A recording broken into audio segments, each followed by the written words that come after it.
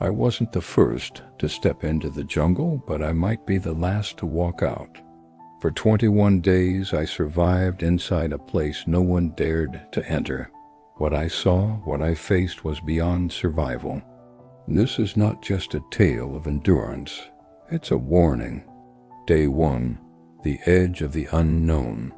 I arrived at the jungle's border with only a backpack, a satellite phone, a machete, and enough food for 5 days. Locals from the nearby village refused to come near. They whispered the jungle had a spirit, something ancient. I dismissed the warnings, but the air was wrong. It was too still. Even the birds refused to sing.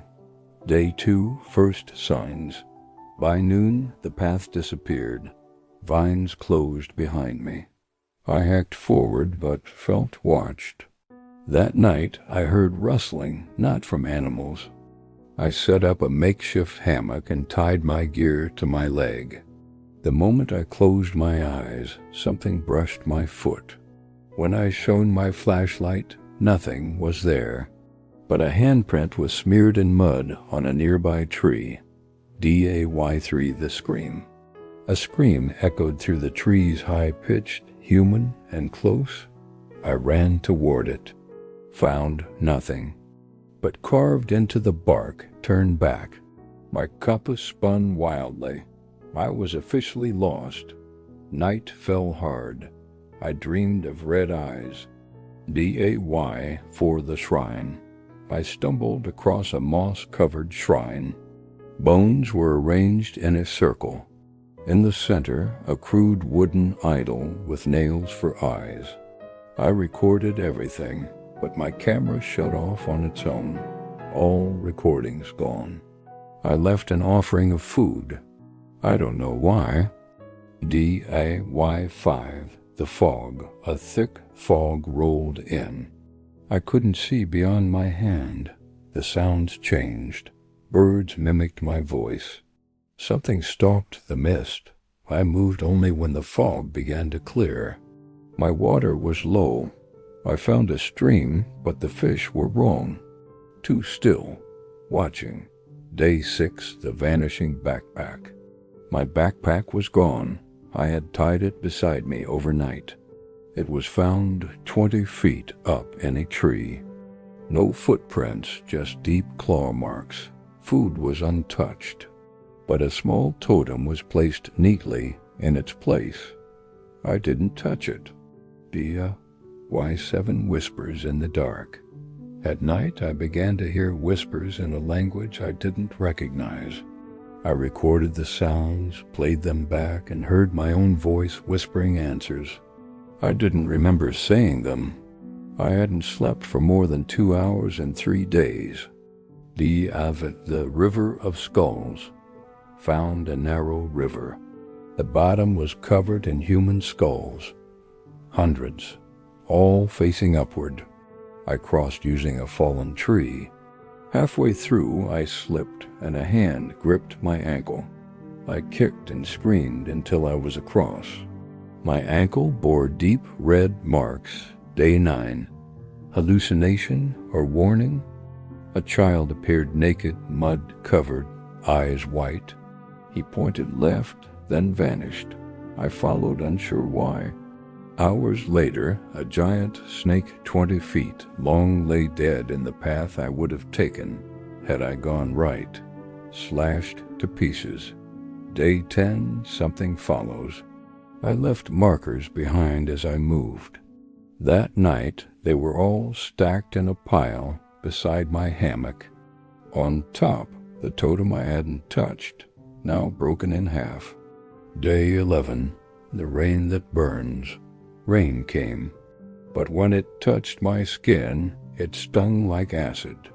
I took shelter in a hollow tree, but saw faces in the bark. Weeping, laughing, screaming, I ran even though the rain peeled skin off my arms. I found a cave and collapsed. DAY12, the Cave of Echoes.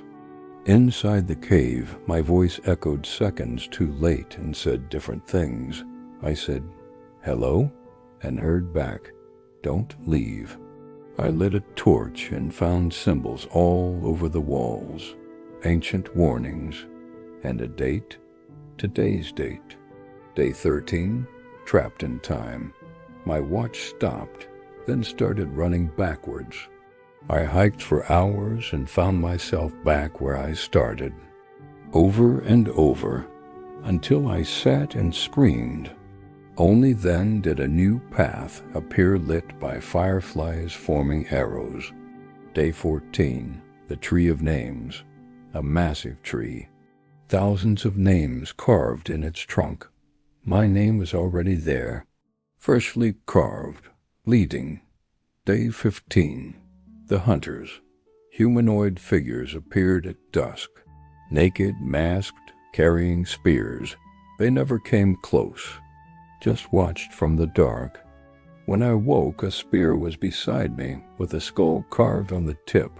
Day 16, the Hunger. I had no food left. I killed a bird, but its blood was black and thick like tar. I cooked it anyway. That night I vomited violently and dreamed of being buried alive. Day 17, the Mirror Lake. A crystal lake reflected not me, but someone else. Older, scarred, eyes missing. When I stepped away, the reflection kept watching. I ran. Day 18, the Clearing. A circle of scorched earth, warm to the touch. Nothing grew here. I stood in it and heard a voice deep, ancient. "You should not have come." Then silence. I collapsed from exhaustion. Day 19, the Choice. 2 paths, one with red flowers, one dark and narrow. A skeleton hung from a tree pointing right. I went left. Hours later, I heard screams from the right, human screams. Then silence. Day 20, the Return. I found my own campsite from day 1, but it was old. Rotten gear. My backpack was torn. A journal soaked and faded in my handwriting. It described all 19 days so far. Day 21, the Exit. A path opened. I walked for hours. The jungle grew quieter. At the border, I turned back. Nothing but mist. I emerged filthy, half-naked, bleeding. Locals stared in silence. One whispered, "He made it, but not alone." I left the jungle, but something followed. I thought the jungle was behind me, but something followed me out. Day 21 wasn't the end. It was only the beginning. And if you're still breathing, like, subscribe, and share if you want part 2, what I brought back from the jungle. If you dare, you'll need the warnings, or see what happens when the house doesn't let you leave. Would you survive the Mwanda Jungle? Let us know in the Freedom of Speech section.